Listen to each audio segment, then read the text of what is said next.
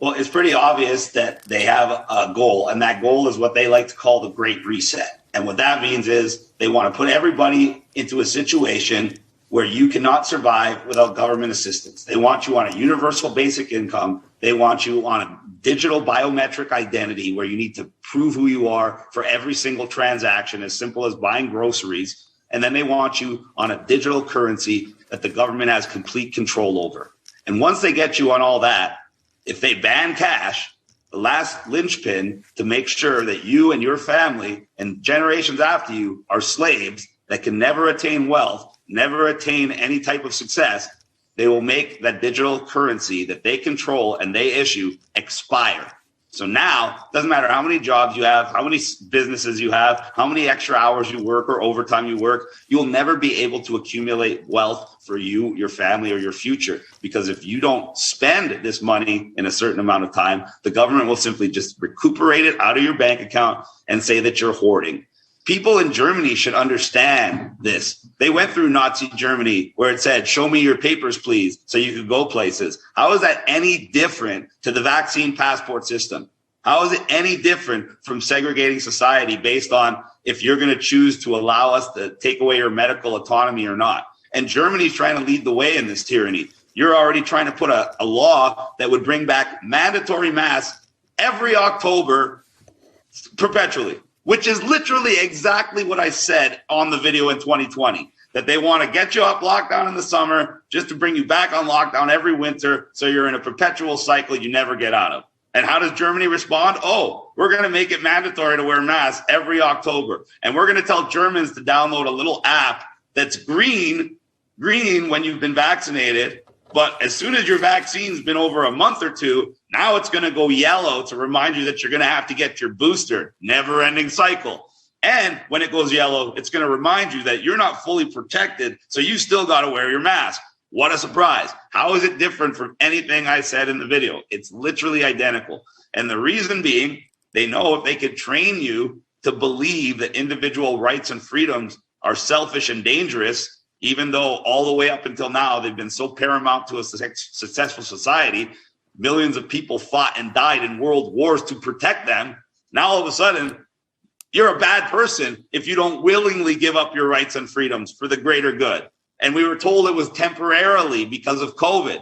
And now that COVID's kind of tapering off and they're trying to bring it back, they're switching over to climate change because COVID could only last a few years. Climate change agendas can last generations. So now they want to continue the same ideas and the same policies, and they want to encode them into climate change laws so they can last generations.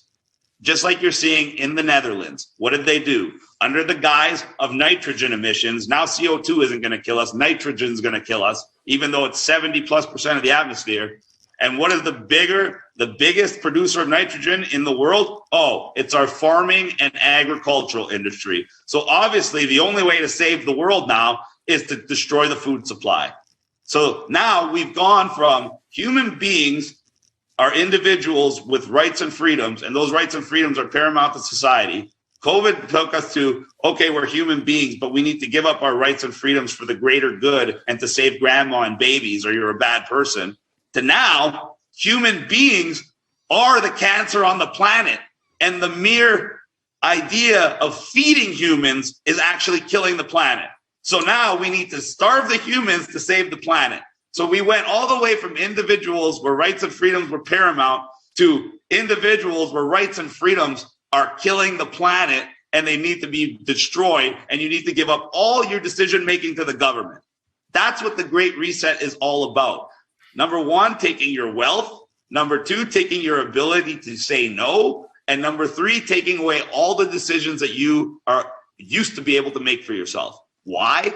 Because if somebody else is making your decisions for you, they are going to get the result they want for you every single time.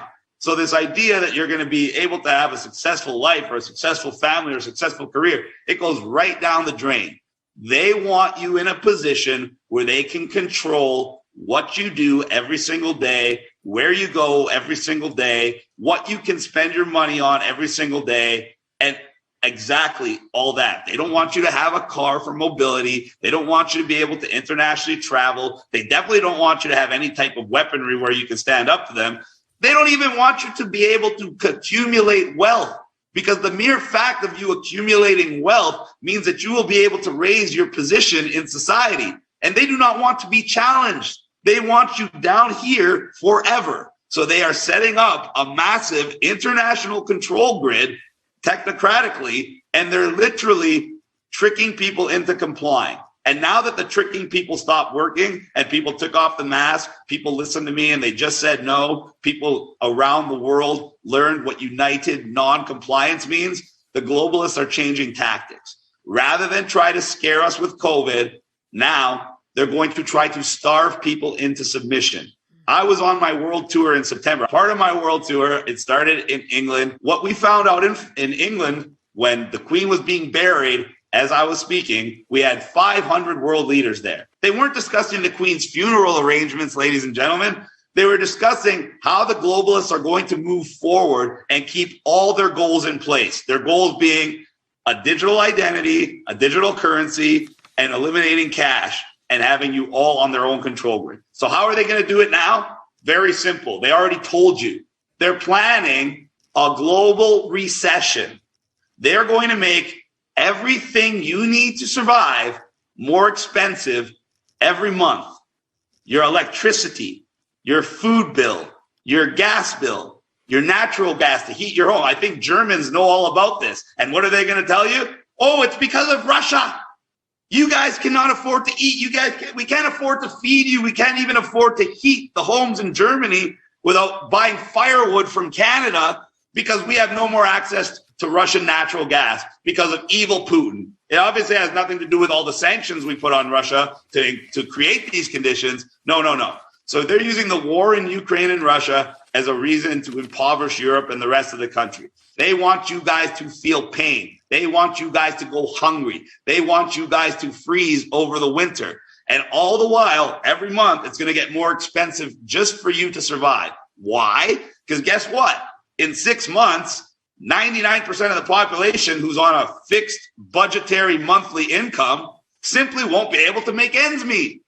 If everything keeps getting more expensive every month, but you're getting the same amount of pay every month, what's eventually going to happen to every single person in the country? They're going to get to a point where they can't pay their bills.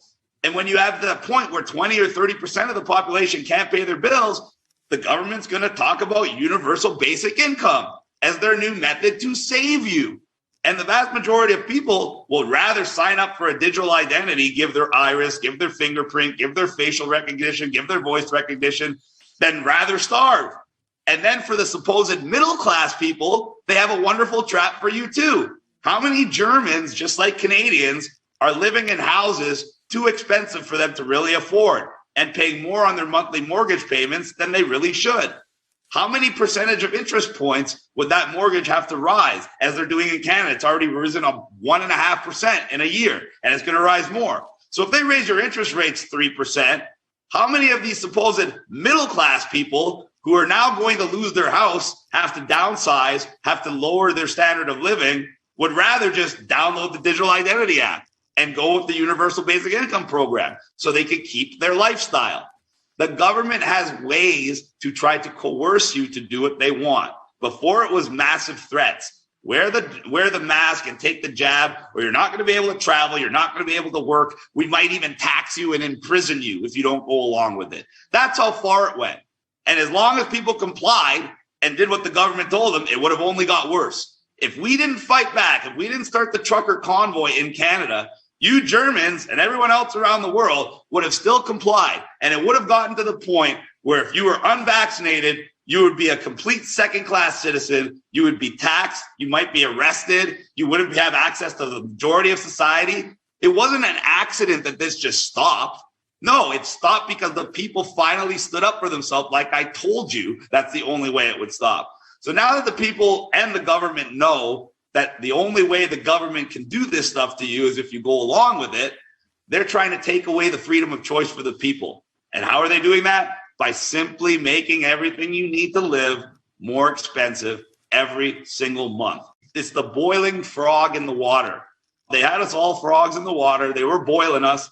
They were boiling us so hot that a lot of us started jumping out of the water and telling the other ones, you better jump out of the water. So what happened? All the frogs started jumping out of the water. So what did they do? They just turned the heat down a little bit. So all the frogs jump back in the water and they're still getting boiled, but it's so comfortable that they don't care. So that's what they're trying to do right now. They're going to try to slowly, death by 1,000 cuts around the world, usher everybody into a position where they are going to be dependent on the government. And they're either not going to be able to feed themselves or they're not going to be able to keep the same lifestyle they had. And the government believes that the vast majority of people will simply submit to their digital identity at this point. And like I said, if they get you on a digital identity, they get you on a digital currency, and then they ban cash, they own you. Remember when they had you on lockdown and said you can't go more than 5 kilometers from your house or else? Well, let's fast forward 10 years from now when all cars are electric because they're going to ban gas-powered cars, as they told you. Now, if they don't want you to go 5 kilometers from your house, they just switch off your electric car. If you decide you're going to get on your bicycle and pedal more than 5 kilometers from your house and you walk into a store to buy something, your digital identity is going to show that you're outside of your 5 kilometer allowed radius. So what's going to happen? Your digital wallet's not going to work. They're going to say, sorry, you're out of your range. You won't even be able to purchase anything.